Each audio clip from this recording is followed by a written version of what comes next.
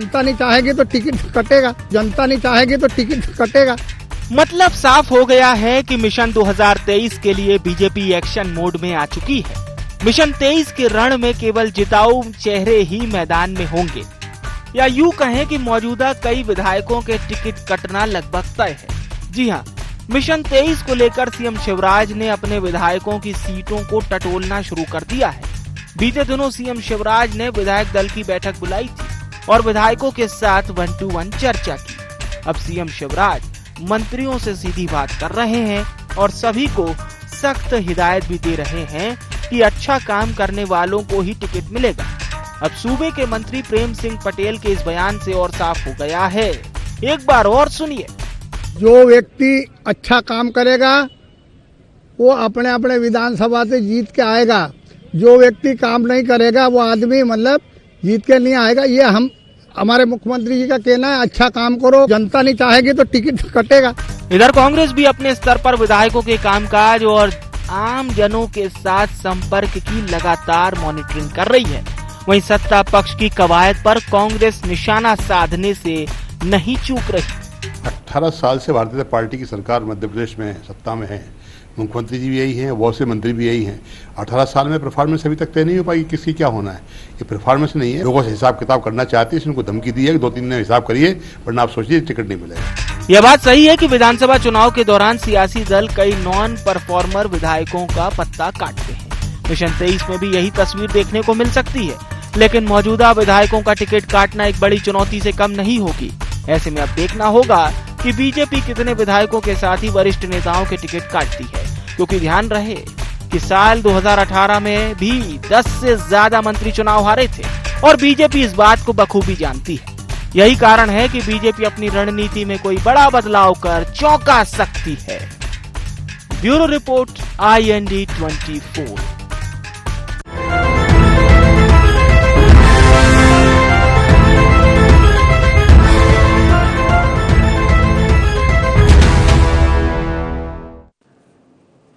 नमस्कार, IND agenda performance की पड़ताल में आपका स्वागत है। मैं हूं आपके साथ नवीन पुरोहित। चर्चा को विस्तार देंगे उसके पहले IND एजेंडा के मुख्य बिंदुओं की तरफ एक निगाह डालते हैं। क्या सीएम की क्लास से होगी परफॉर्मेंस की सही पड़ताल? क्या खराब परफॉर्मेंस करने वाले विधायकों का कटेगा टिकट?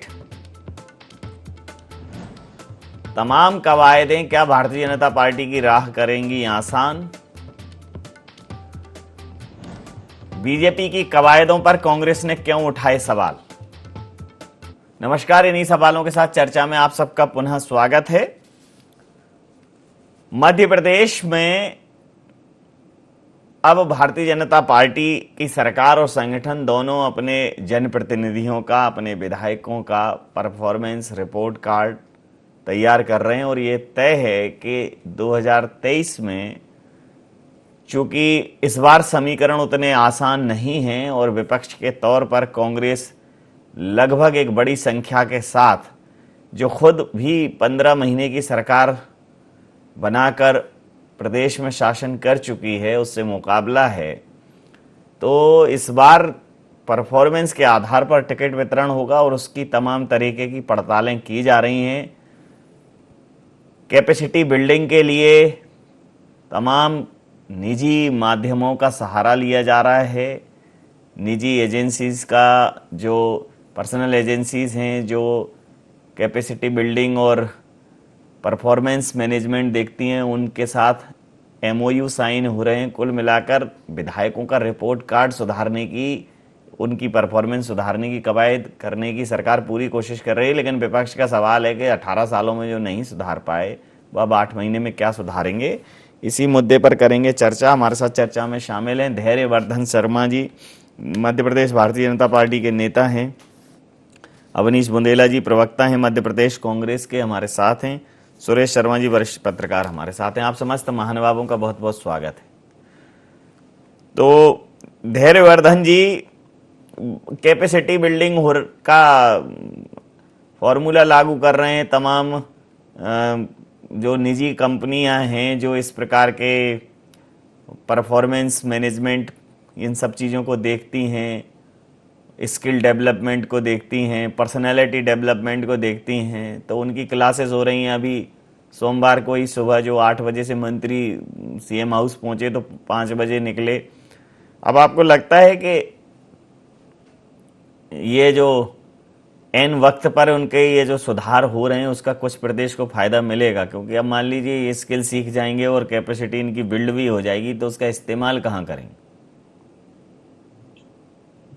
देखिए, योगा प्राणायाम हो या फिर तमाम सारे ऐसे विद्वान लोग जो जीवन को और ज्यादा उपयोगी बनाने के लिए कोई टिप्स देते हैं, हम समाज के, सोसाइटी के लिए और ज्यादा उपयोगी कैसे सिद्ध हो। यदि यह किसी के पास अनुभव है, मंत्र है, कोई योजना है, तो उससे मार्गदर्शन किसी को मिले तो ये कतई बुराई की बात नहीं है, क्योंकि हर व्यक्ति अपना अधिकतम सर्वस्व देश के लिए, समाज के लिए देना चाहता है।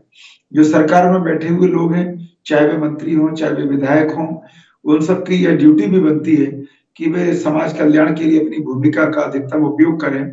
जन कल्याणकारी नीतियां जो सरकार बना रही है उसको जमीनी क्रियान्वयन के लिए न केवल खुद की ताकत लगाएं, बल्कि अपने स्तर पर और क्या बेहतर सुझाव हो सकते हैं और क्या प्लानिंग्स हो सकती हैं, बनी हुई प्लानिंग्स को और कैसे बेहतर तरीके से पहुंचा सकते हैं, उसमें सब अपना योगदान देते हैं। चुनावी वर्ष है, तमाम प्रकार के फीडबैक प्राप्त होते हैं। कभी कभी मंत्रियों के बारे में विधायकों की अपेक्षाएं भी कुछ और होती हैं। उनके वैल्यूएबल जो सजेशंस होते हैं वे परिवार के मुखिया के नाते मुख्यमंत्री जी के ध्यान में होते हैं, पार्टी के माननीय प्रदेश अध्यक्ष जी के, संगठन महामंत्री जी के ध्यान में होते हैं। तो वे भी अंतरात्मा पे हाथ रख के, धैर्यवर्धन जी, आप अपने क्षेत्र के जो विधायक प्रतिनिधि हैं, विधायक हैं या जनप्रतिनिधि या मंत्री हैं आपके क्षेत्र में, उधर आपके सराउंडिंग की ही बात कर रहा हूँ, अंतरात्मा पे हाथ रख के आप कितने खुश हैं उनसे, बाकी तो छोड़ ही दीजिए। नहीं, मेरे खुश होने न होने का क्या सवाल है। मुझे कोई काम ऐसा पड़ा नहीं कि मैंने उनको किसी परीक्षा कोई वेइंग मशीन पर कहीं रख के तोला हो। वो अपना काम जिम्मेदारी पूर्वक निर्वहन कर रहे हैं। उनको जो विभाग है उसमें अपनी भूमिका अदा कर रहे हैं, उसको बेहतर करने का प्रयास कर रहे हैं। उनका परफॉर्मेंस पार्टी निरंतर जांचती है, समाज भी उनका आकलन करता है। मैं एक छोटे कार्यकर्ता के नाते इनको काम की भूमिका में निरंतर देख रहा हूँ, पर्याप्त है जी। चलिए, मैं समझता हूँ आपकी इस बात के मायने। अवनीश जी, देखिए, कैपेसिटी बिल्डिंग हो रही है, पर्सनैलिटी डेवलपमेंट हो रहा है, और वर्क एफिशिएंसी कैसे डेवलप करें, तमाम जो है पहलुओं पर काम हो रहा है ताकि जनता तक अप्रोच जो है वो बहुत मजबूत की जा सके। प्रशंसनीय है कि भाई ठीक है, उम्र के किसी भी पड़ाव पे और अपने किसी भी कार्यकाल के दौरान कोई अच्छी चीज़ सीखने को मिलती है तो कोई उसमें गलत बात नहीं है। लेकिन कांग्रेस इस पर सवाल उठा रही है कि जो 18 साल में नहीं सीखे वो अब क्या सीखें। देखिए नवीन भाई, ये बात सही है कि 18 साल एक बहुत लंबा वक्त होता है, और जब 1952 में पंडित जवाहरलाल नेहरू ने पंचवर्षीय कार्यक्रम की शुरुआत की थी देश की आजादी के बाद, तो पंचवर्षीय योजना जो भी आती, नवीन भाई आप भी जानते हैं, तो उसमें ये रहता है कि जो भी आप एक टास्क लेते हैं तो उसको आप पूरा करें वो 5 वर्ष में। ठीक है, 5 में नहीं कर पाए तो अगला एक एक्सटेंशन और जाता है 10 वर्ष में करने। मतलब 10 वर्ष का कार्यकाल शिवराज जी बहुत बड़ा होता है। नवीन जी, मैं आपको तो शिवराज जी तो बड़े इस मामले में कहूंगा बहुत ही भाग्यवान है कि इस प्रदेश की जनता ने उनको चौथा कार्यकाल दिया है। 18 साल हो गए। अब इस 18 साल की बात भी नवीन भाई, अगर उनको कुछ सुधार की आवश्यकता हो या कुछ अपडेशन करने की, अपडेशन देखिए मैं मानता हूँ आप 30 साल हुए तो अपडेशन आप करते रहिए, कोई बुराई नहीं, लेकिन फिर भी आप कहते हैं कि ये काम रह गया, वो देखिए बेसिक काम कहाँ है। आप इस तरह की योजना लाते, जैसे आपने देखा होगा नवीन भाई, जो बीमा कंपनी आती तो ऐसे सपने दिखा दे जो बेसिकली ना तो आप समझ पाएंगे ना मैं समझ पाऊंगा। म्यूचुअल फंड कितना पैसा, लेकिन हम कहेंगे भैया बेसिकली हमें 7% इंटरेस्ट दे दो तो वो नहीं दे पाएंगे। अपन कहेंगे भैया बैंक में जो मिल रहा 6.5% वही दे तो नहीं दे पाएंगे, आपकी मूल रकम भी गायब हो जाती। वही हाल सरकार का है। आप कहीं इन्वेस्टर मीट कराते हैं, इंदौर में भी आप बड़ा आयोजन करा रहे हैं, लेकिन फिर भी क्या 100 रुपए में 7 यूनिट बिजली दे पा रही है सरकार? क्या आप सस्ता डीजल पेट्रोल दे पा रहे हैं जनता को? आप मुझे बताएं, ये तो एक नया रिकॉर्ड बन गया। एक साल में 6 बार आपने सांची दूध के दाम बढ़ा दिए। अब तक तो 1 लीटर पे सिर्फ 2 रुपए बढ़ते थे, इस बार 4 रुपए बढ़ गए। एक पैकेट पे आपने उठा के 2 रुपए बढ़ा दिए। तो नवीन भाई मैं बात वही कर रहा हूं, आप ठीक है, मैं देखिए ये भाजपा का इंटरनल बिल्कुल मैटर, इत्तेफाक आप नहीं करिए रखता। चुनाव की तैयारी।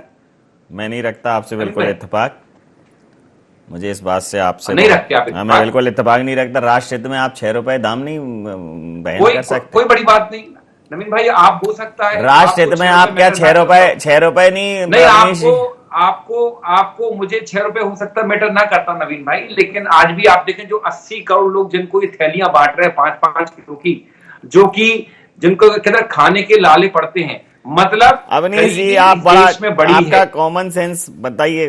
मैं आपसे ये कह रहा हूँ कि क्या आप राष्ट्र हित में 6 रुपए का योगदान नहीं दे सकते आप उसको? नवीन भाई चलो मैं कह रहा हूँ क्या सरकार राष्ट्र हित में जनहित में क्या टैक्स नहीं छोड़ सकती है?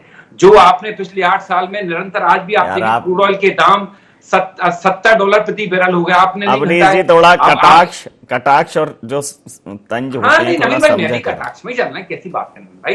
तो बात वह क्या राष्ट्र हित में क्या जनहित में मोदी सरकार क्या कर रही? कितनी बार दाम इतने, जबकि मनमोहन सरकार के समय $136 प्रति बैरल क्रूड ऑयल के दाम। नवीन भाई आप खुद बहुत पढ़े लिखे विद्वान व्यक्ति हैं, और स्थिति है कि बीच में यहाँ पे $40 प्रति बैरल चला गया, तो अभी जनता को 20 रुपए का पेट्रोल नहीं मिला। भैया इतनी बड़ी बड़ी घोषणाएं करके आए थे कि बिस्लरी के रेट पे पेट्रोल डीजल कर देंगे, दूध सस्ता कर देंगे, ठीक है, कश्मीर में प्लॉट खरीदने वाले थे लोग बाग, कश्मीर की लड़कियों से शादी करने वाले थे लोग बाग, कहाँ चले गई सब बातें भाई? वही तो बात है। तो क्या आप सिर्फ बात, ये जो लास्ट में ये कसक है क्या आपकी कश्मीर वाली? क्या हाँ, नवीन भाई मैं बड़े अच्छे से मैं अपना पारिवारिक जीवन अगर नहीं ये कसक मतलब घर परिवार में ऐसा कई बार रहता होता, मैं मोहल्ले पड़ोस के लिए भी सोच सकते हैं, क्योंकि हमारे समाज में गांव में मतलब शादी होना एक बड़ा कंसर्न है, और पूरा देश तो जो है लक्ष्मी मानता है, देवी मानता है लड़कियों को, लेकिन अपने घर में जन्म जब देने में तो बहुत समस्या है। हो जाना चाहिए। तो मैं मतलब लिंगानुपात एक समस्या है इस देश में, तो निश्चित रूप से आप कश्मीर का रुख मैं देखिए मैं नहीं आप मतलब उस समय ये पोस्ट आते थे कि अब तो कश्मीर से बहू लाएंगे, तो भैया लेके आओ, कितनी कश्मीर से बहुएं आ गई। अरे कश्मीर से बहू ले आएंगे या कश्मीर में दामाद भेजेंगे वो एक अलग मसला। मैं समझ लेता हूँ, स्पष्ट बात कहता हूँ, मैं समझ लेता हूँ सुरेश शर्मा साहब से, वो इस पूरे मसले पर जो निश्चित रूप से चेहरे पर मुस्कान बिखेर सकता है, लेकिन उन्होंने अपनी जो है पूरी नियंत्रित किया हुआ है उन्होंने भाव भंगिमा। मैं ये समझना चाहूंगा कि भारतीय जनता पार्टी जहां ये सब परफॉर्मेंस और ये स्किल डेवलपमेंट और उनका वर्क रिपोर्ट कार्ड, मुझे लगता है कि इस बार तीखे निर्णय लेने के लिए उनके पास कुछ आधार होना चाहिए कि देखिए हमने आपको समय भी दिया था, चेताया था, इस बार टिकट वितरण उतना आसान होगा नहीं। कांग्रेस तो कह रही है कि इस कवायद का कोई मतलब नहीं, लेकिन आप इसको किस तरह से देखते हैं? 2018 के विधानसभा चुनाव में हम सबको मालूम है कि टिकट वितरण की कमजोरी के कारण भाजपा हारी थी, और कम से कम इतनी सीटें तो थी कि बहुमत से तक पहुंच जाते यदि मान लो हम उन सीटों के बारे में विचार करें तो। और ये जो है हो गया था कि मुख्यमंत्री जी का जिसमें इंटरेस्ट था उन्होंने टिकट दे दी, और बाकी किसी का इंटरेस्ट था उसने अपने जो है टिकट दे दी। तो जो ये पट्टावाद था इसने भाजपा को हरा दिया, और ये बात बिल्कुल फैक्ट है कि उस समय एंटी इनकम्बेंसी थी, और कार्यकर्ता की नाराजगी के कारण जो है लोगों में ये धारणा बन गई थी कि चलो कोई बात नहीं, एक मौका जो है कमलनाथ नए आए हैं उनको देख लीजिए। लेकिन बीच में बड़ा परिवर्तन हुआ, और चुनाव के थोड़ा समय पहले और वापस बैक किया। और मेरे को अच्छे से याद है उस समय जो हम लोगों के पास रिपोर्ट आती थी वो ये आती थी कि कम से कम 40 सीटों का अंतर था, और बाद में वो 5 सीटों का अंतर रह गया। तो और उस कमी को पाटने के लिए बीजेपी सक्रिय रूप से काम कर रही है, और किसी भी राजनीतिक पार्टी को अपना प्रचार प्रसार करने का अधिकार है, जनता के बीच जाने का अधिकार है। तो अपने तय जो है सारे लोग जो ये आपके जो है आपके शार्प विजन में मैं एक चीज को थोड़ा फोकस में लाना चाहूंगा कि जैसे ही मैंने धैर्यवर्धन जी से बात की कि सराउंडिंग में सब कुछ ठीक है, तो उन्होंने कहा मुझे कोई खास काम नहीं पड़ा। मतलब थोड़ी जो एक ऊर्जा होनी चाहिए थी कि हाँ हमारे जो जनप्रतिनिधि हैं ना वो एकदम, और अगर इनके जैसे उत्कृष्ट जनप्रतिनिधियों को अगर अपने मंत्री और विधायकों से काम नहीं पड़ेगा तो ये तो मतलब एक तरीके से गैप है। क्या कहेंगे?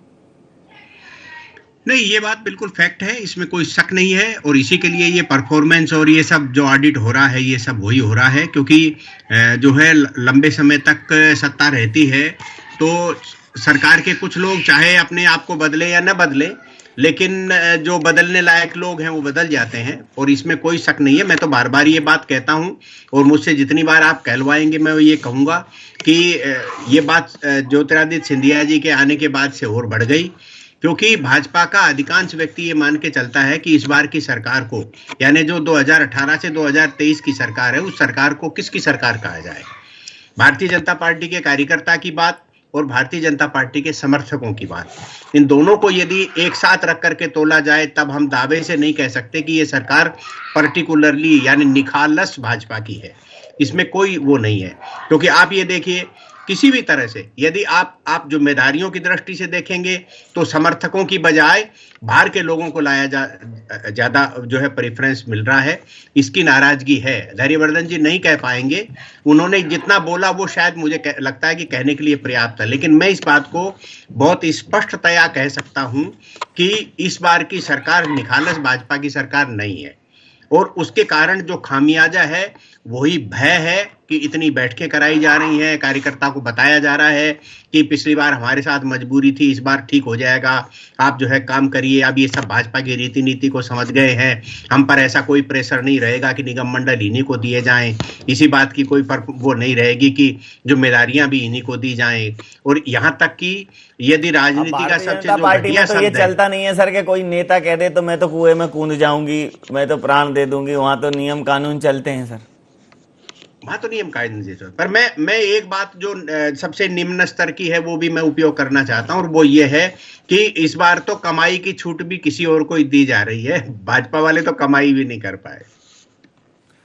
ये धैर्यवर्धन जी नहीं, मेरा इन बातों से नहीं मतलब छूट ना हो, भले लूट की छूट ना हो, काम की छूट हो, काम की लूट की उन्होंने मतलब काम भी तो कमाई है, ये भी तो मेहनत से करते हैं, लूट की बात नहीं करी सर ने, छूट की बात करी, फ्री हैंड दिया हुआ है कुछ निश्चित लोगों को। लेकिन ये जो मिलावटी तत्वों से बनी जो सरकार है, मतलब अब ठीक है आपने उन्हें अंगीकार कर लिया, लेकिन उनका पता तब चलेगा, भारतीय जनता पार्टी की रीति नीति, चाल चरित्र और निष्ठा और चेहरा इस प्रकार का रहा है कि कभी भी पद और टिकट इनकी लालसा में नहीं रहे लोग। हजारों लोग ऐसे थे जिन्होंने अकारण काम किया पार्टी के संगठन के लिए, और उसी वजह से ये संगठन आज इस मजबूती पर खड़ा है। लेकिन अब धीरे धीरे चीज़ें दरकने लगी हैं, कभी यहाँ भी कुर्सियाँ चल जाती हैं भारतीय जनता पार्टी के कार्यालय में। तो मेरा कहना ये था कि क्या अभी जो आपकी जो पंचनिष्ठाओं से और आपकी रीति नीति से अगर लोग वाकिफ हो गए होंगे तो जो रिपोर्ट कार्ड है और जो पार्टी का निर्णय है उसको वो सर माथे लेंगे, और अगर उन्होंने वही प्रवृत्ति दिखाई कि मौका नहीं तो निकल लिए, तो इस बार राहें उतनी आसान नहीं है आपके लिए। नहीं, सरकार कैसी बनी है, किन किन के साथ बनी, इसका उदाहरण जब मैं चर्चा आप सबकी सुन रहा था मेरे ध्यान में एक ही बात आ रही थी कि जब खीर बनाई जाती है तो उसमें शक्कर कम आ गई, ज्यादा आ गई, थोड़ा पानी भी मिला दिया, पर मूल रूप से हाँ, लेकिन मठा नहीं मिलाया खीर तो दूध की होती है, मठा नहीं मिलाया जाता, दूध की होती है। खीर में वही खीर नहीं बोलता कोई, खीर में देखिए अपन भी बिल्कुल ठेठ गांव से, इसलिए हमें खीर और महेरी में पूरा फर्क समझ में आता है। ये जो महेरी अभी महेरी की बात जी, मैं महेरी की इसको महेरी बोलते हैं, अभी जो चल रहा है वो महेरी सिस्टम है। खीर महेरी न्यारे न्यारे होते हैं, फिर खीर में सौंठ होता है, फिर महेरी न्यारा होता है। जी जी, उस पर नहीं जाऊंगा। मैं वही तो कह रहा हूँ कि तुम आप पता चले कि खीर बनाने जाओ जनता के लिए और पता चले जनता को महेरी समझ में आए।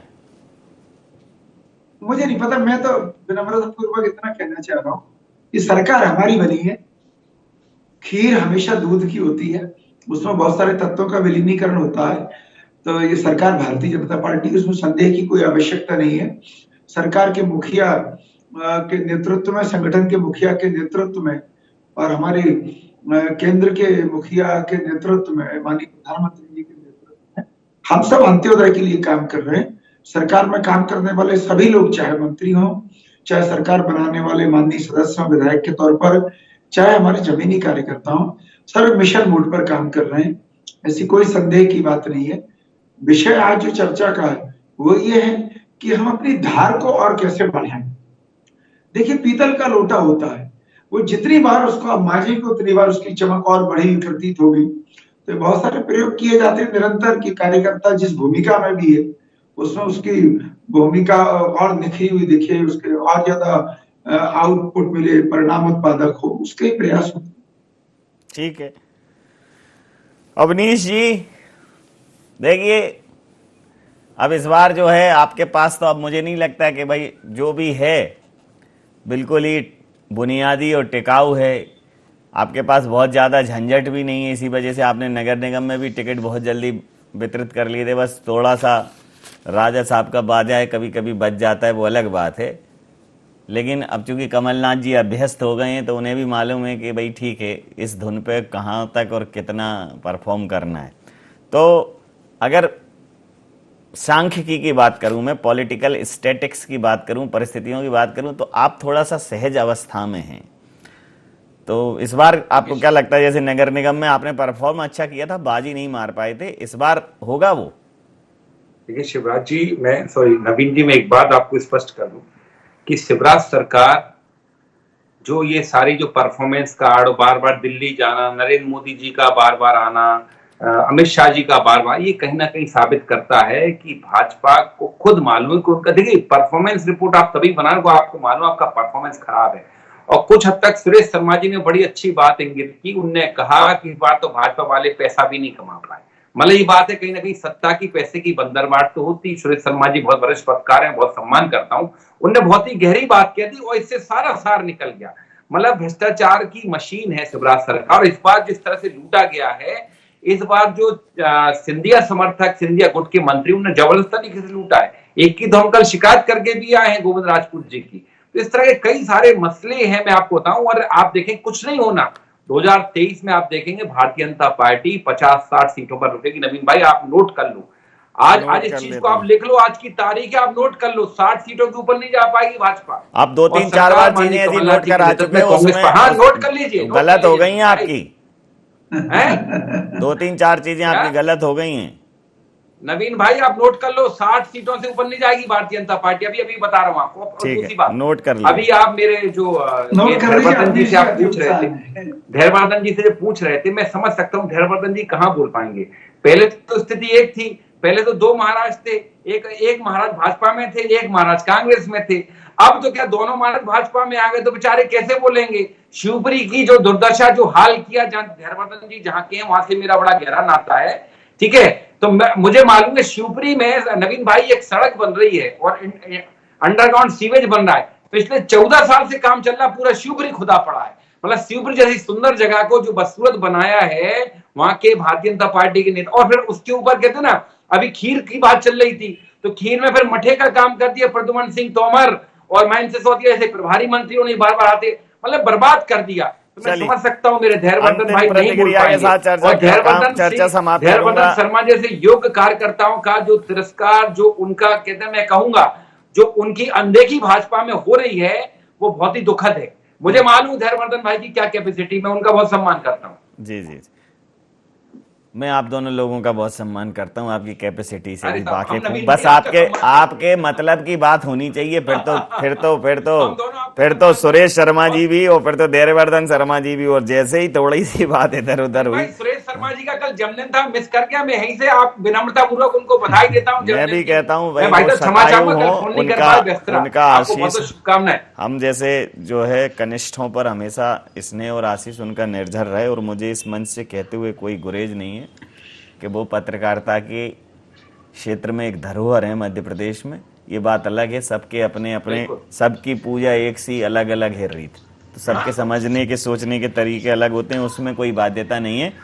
तो सुरेश शर्मा जी, अंतिम प्रतिक्रिया के साथ चर्चा समाप्त करूंगा कि सर सुन लिया आपने दोनों तरफ। तो इस बार जो आप कह रहे हैं ना कि इस बार ये जो सत्ता के हिसाब से मिलावट हुई थी, ठीक है, लेकिन अब संगठन के हिसाब से वो कदम ताल कर पाएंगे, लोग के नहीं कर पाएंगे, क्योंकि एक एक व्यक्ति को सेटल किया। जो जीता वो तो हुआ ही हुआ, जो टिकट में हारा उनको नगर निगम मंडल इन सारे उसमें एडजस्ट किया गया। तो ये अगर एडजस्टमेंट टिकट में हो गया तो फिर भारतीय जनता पार्टी को मध्य प्रदेश में एडजस्ट करना मुश्किल हो जाए। पिछले 3 महीने से हम सब लोग इस बात की अपेक्षा कर रहे हैं और मुझे लगता है भाजपा के नेता भी इस बात की अपेक्षा कर रहे हैं कि मंत्रिमंडल में चेंज होना चाहिए और जो सिंधिया समर्थक मंत्री जो आज भाजपा के मंत्री हो गए हैं, अब उन्हें सिंधिया समर्थक मंत्री मान करके ट्रीटमेंट नहीं देना चाहिए। जो इनका परफॉर्मेंस ठीक नहीं है उन्हें अभी से मुक्त कर देना चाहिए। और यही सबसे बड़ी जो जनता के बीच में संदेश जाने वाली बात है वो यही है, क्योंकि आप जब ये संदेश दोगे कि ये सब भाजपा के हो गए हैं और हमने इनके परफॉर्मेंस के हिसाब से बाकी के जो संगठन में काम करने वाले लोग थे उनको मंत्री बना दिया और इनको दूसरा काम दे दिया है, तो ये जो है संदेश जाएगा। अन्यथा ये बात बिल्कुल मैं अपनी बात पर कायम हूं कि आप ये देखिए, गौर करिए कि आप मध्य प्रदेश के किन लोगों को तवज्जो दे रहे हो या पार्टी के लिए बरसों बरस तक काम करने वाले लोगों को आप क्या तवज्जो दे रहे हो और बाहर के लोग और जो अन्य राजनीतिक विचारधारा के लोग हैं उनको कितना जो है प्रीफरेंस दे रहे हैं। ये आपको मंथन करना पड़ेगा और इसका एक संदेश देना पड़ेगा और वही संदेश कार्यकर्ता से प्रतिध्वनित होकर के और वोट में बदलाएगा। ये आप भी जानते हैं, मैं भी जानता हूं और भाजपा के नेता भी जानते हैं। इसलिए नवीन जी बहुत साफ शब्दों में है कि ये जो रस्साकसी है, मेहनत है, उछल कूद है और ये है आज ये आने वाला समय जो है वो 2 लाइनों पर निर्भर करेगा। पहली लाइन ये कि अब जो है युद्ध के बानरों को आमंत्रित किए जाने का समय है, सत्ता संचालित करने वाले बानर जो है वो एंजॉय करके जाने के मूड में है। जी बिल्कुल ठीक कहा आपने। समय सीमा के चलते मैं ये चर्चाएं समाप्त करूंगा। आप समस्त महानुभावों का बहुत बहुत धन्यवाद, बहुत बहुत आभार। तो शिवराज जी के तेवर सख्त हैं, संगठन भी उनके साथ बिल्कुल एक सुर में अपनी बात रख रहा है और बात सिर्फ इतनी है कि चिट्ठी ना कोई संदेश और बात होगी परफॉर्मेंस फेस टू फेस। अगर परफॉर्मेंस में कहीं भी सुधार की आवश्यकता होगी तो समय दिया जाएगा और अगर चीजें ठीक नहीं हुई तो बाहर का रास्ता दिखना तय है। कोई बहुत आश्चर्य नहीं कि मध्य प्रदेश में आपको कुछ बड़े राजनीतिक निर्णय मध्य प्रदेश भारतीय जनता पार्टी में और सरकार में देखने को मिले, क्योंकि भारतीय जनता पार्टी अपनी कुशल रणनीतिक क्षमता के लिए और कुशल चुनावी कौशल के लिए जानी जाती है। तो उसे ये मालूम है कि समय रहते अगर शल्य क्रिया कर ली जाएगी तो शायद चुनाव तक वह बेहतर स्थिति में होगी। IND एजेंडा में नहीं, आप बने रहिए IND 24 के साथ और देखते रहिए IND 24। नमस्कार।